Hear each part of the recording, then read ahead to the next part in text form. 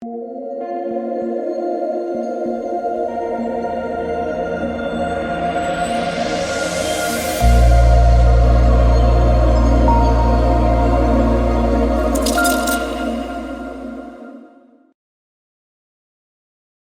is going on, guys? Here to break down the 11-game slate on Friday.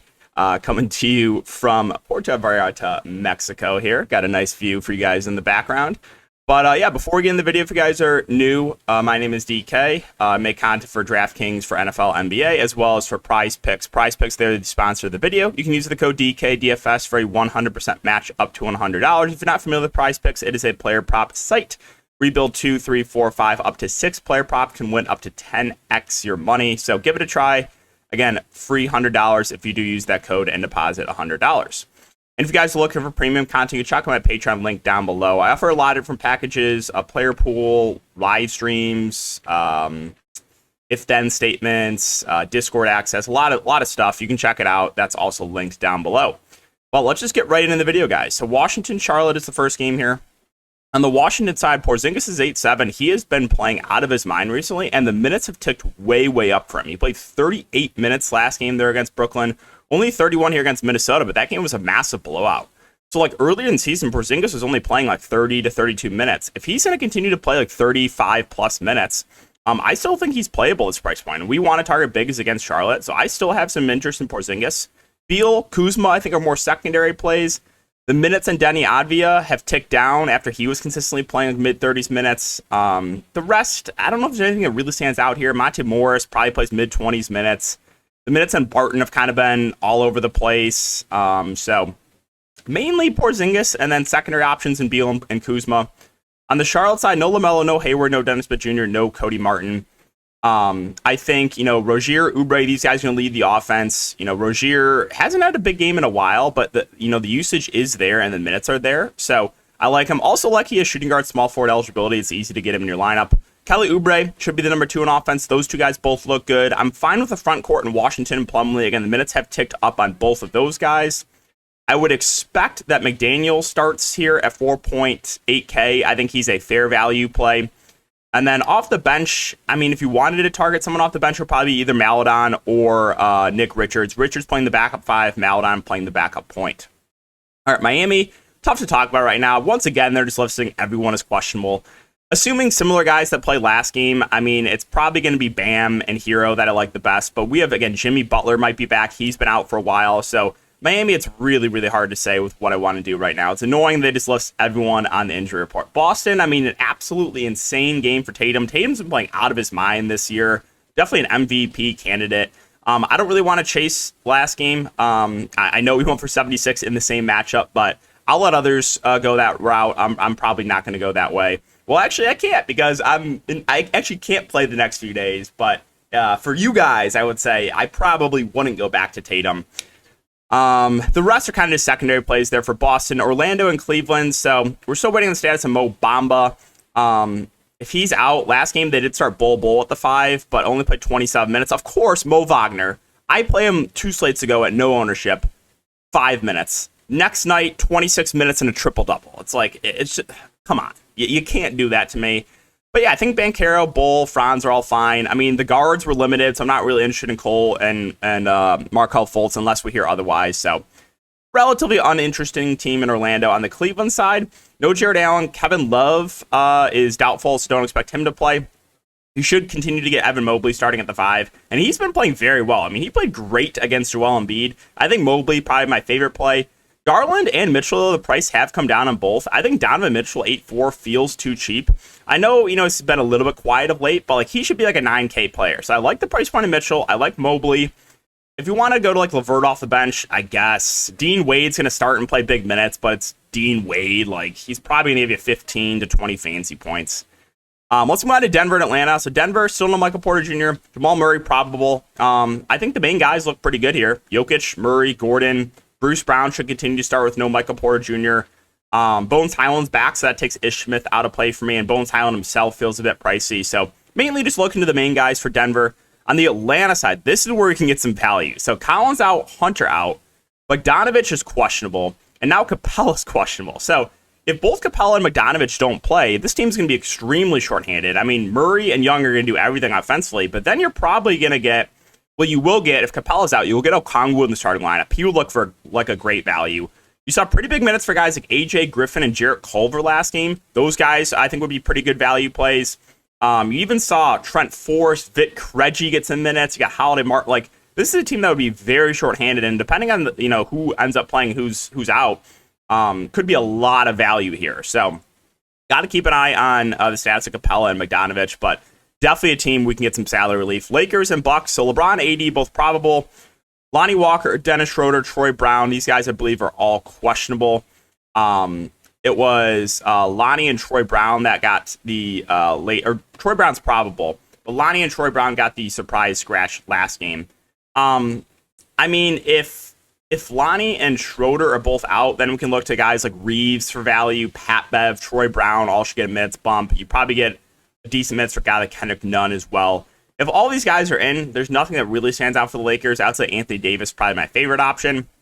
On the Bucks side, Chris Middleton, he is probable. He's not going to, I would be shocked if he plays normal minutes, but does kind of hurt Giannis and Drew, so there's really not much here that I like. I mean, if you wanted to take a shot on Giannis Antetokounmpo at 12-3 in a good matchup, you can, but not a lot there. Toronto and Brooklyn. On the Toronto side, everyone's basically fully healthy now. I think Siakam, probably my favorite option, 9-3. He should play big minutes. Van Fleet's fine at 7-3. He got ejected last game, but yeah, a lot of these guys are still priced up from when Toronto is shorthanded. So mainly just the main guys I'm looking to. On the Brooklyn side, still no Ben Simmons, so Nick Claxton should start at the 5. Should play pretty solid minutes. He got some foul trouble last game, but I still think he's a good play. He was massive chalk last night. It was a letdown. Maybe that lowers his ownership, but yeah, still like Claxton. KD, Kyrie both look better. It's easier to get to Kyrie since he's 8-2. I think he's like a pretty good play in the mid-range. TJ Warren also expected to make his debut. I have no idea what to make of him. I'm not going to go there, though. So it's mainly Claxton and Kyrie for the Brooklyn side. All right, Philadelphia and Memphis. Oh, no Harden, no Maxey. Tobias Harris is questionable now, too. If Harris is out, it is going to boost the appeal of Melton and Milton, but their prices are still up from when Embiid was out. So I still wouldn't say either are priorities. Joel Embiid himself at 11-3, as long as his game stays competitive, I think he's a really, really good spend up. And then if Harris misses, I mean, I do think guys like, it will depend on the starting lineup, but like Danwell, House, Niang probably play more. So I would guess it's House that starts if Harris misses. And if he does start, I mean, he's not a good point per minute guy, but he probably would find his way into big minutes and would be a solid value. On the Memphis side, so John Morant was a bit disappointing as chalk last slate, but still very high usage rate without Desmond Bane. I still like him there at the top. The rest of Memphis kind of just there. Triple J has a high ceiling, but always in foul trouble. Brooks feels priced about right. There's just not much else I like here. Pelicans and Spurs, so no Ingram, CJ McCollum back, but no Herbert Jones. So I would guess the starting lineup would be CJ, Zion, JV, Trey Murphy, and probably Najee if he's available. So they could go Dyson Daniels too. He's been playing pretty well off the bench. I don't think they would start CJ and Alvarado, but I guess they could. So with CJ back in the mix, it does hurt Zion, but I still think Zion's playable at 9K. CJ himself, assuming no limitations, is fine. I still like Trey Murphy. I think he's probably my favorite play in the Pelicans. He's just playing big minutes right now. And with CJ back, he'll still be, one of the top guys offensively, probably the number 3. So still like Trey Murphy. And then keep an eye on the starting lineup with Herb Jones out. It could be Najee Marshall, it could be Dyson Daniels. Either way, those guys should see a minutes increase. On the Spurs side, no Pirtle, no Sohan, Richardson, McDermott, Langford, all questionable. You should get Zach Collins starting. He got a little bit of foul trouble last game, but did play 27 minutes. I still like him as a value play. Keldon Johnson, I guess he's just going to continue to shoot 5% from the field for the rest of his career. I mean, if this guy can have an average shooting game, he will break the slate.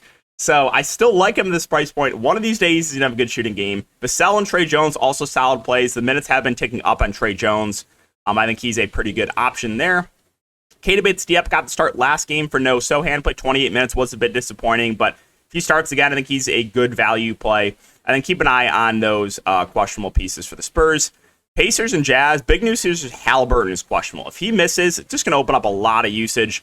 Like more usage for Turner, Hield, Mathurin, and then probably a good amount more minutes for guys like Nembhard and McConnell. So those two value plays would be where I look to first, probably if Halliburton's out. And then again, just more usage for Mathurin, more usage for Hield, more usage for Miles Turner. So this team would look way, way more appealing if Halliburton's out. If Halliburton's in, it's kind of the same story. I like Halliburton. I like Turner at the top. And then, guys like Hield and Mathurin are fine in the mid-range, and Smith, they have ceilings, but also it's Rick Carlisle as their coach. Andrew Nembhard did start last game, did play 27 minutes. I think either way he'd be a solid value, but he looks way better if Halliburton's out. On the Jazz side, they've been giving the starters a ton of runs. So I like Markkanen, I like Clarkson, I like Olynyk. They're playing like mid-30s minutes. This is a completely different situation as what we saw early in the season, so I like those guys. Again, Olynyk still feels a bit underpriced for playing like mid-30s minutes, so the top three guys look good. Alan Sexton continuing to start. His minutes have been a bit more secure of late. If he's going to continue to play around 30 minutes, solid option in the mid-range.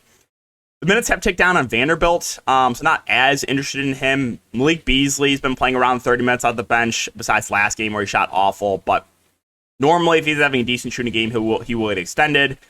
I don't know if there's anything I love off the bench. Walker Kessler is 3.1K. If he plays like 30 or like 20 minutes, he would be a decent value option. Couple games left, Houston and Phoenix. Not a ton that stands out on the Houston side. I think the main three guys are all okay tournament plays in KPJ, Green, and Sengun, but nothing really value-wise I'm interested in, so pretty uninteresting team for me. On the Phoenix side, though, still no Chris Paul. You saw what Devin Booker did last game. I've been playing this guy a lot recently. He's been making me a lot of money. Shot 20 of 25, so we can't get that again from him. But yeah, I still have interest in Booker at the top. Ayton's been playing well, but I feel he's priced about right. Mid-range options, Bridges, Payne, Craig, just secondary plays. Not really interested in the value. I guess if I had to play one, probably Damian Lee, who should play around 20 minutes off the bench. Final game, Chicago and Golden State. This game, if it can stay competitive, I think it has a lot of upside. Two bad defensive teams, two teams that play relatively fast. Like the big three for Chicago, DeRozan, Vooch, and Levine, I think all look pretty good for tournaments. The downside here is like trying to figure out, all right, who's it going to be? Is it going to be a Levine game, DeRozan game, Vooch game? I don't know. Value-wise, Pat Williams is 3.9. He should play mid-20s minutes. He's fine. If you want to take a shot in like the guards with like Caruso, Kobe White, Dragic, you can. Drummond, I'm worried about his minutes in this game. I think Chicago goes small because Golden State probably goes small. So finishing up with the Warriors, Steph Curry, always a good tournament play in my opinion. High ceiling, 10-7. I don't love the price point, but it is a good matchup. The mid-range guys, Wiggins, Green, Clay, all look pretty decent. I don't think there's any priorities, but they all look good. Poole's fine for tournaments. Looney, against a bigger team like Chicago, I would think if he stays out of foul trouble, probably plays mid-20s minutes. I think he's a decent value option. Off the bench, if you wanted to take a shot in like a DiVincenzo in like high teens minutes, it's fine. He's been playing better of late. Kuminga also been seeing rotation minutes. Those guys are both fine dart throws in tournaments. But yeah, guys, that's going to wrap it up the video. So hopefully you enjoyed. Again, if you do like the YouTube content, make sure to like, subscribe, and hit the notification bell. Hope you guys have a great day, and I'll see you guys all in the next one.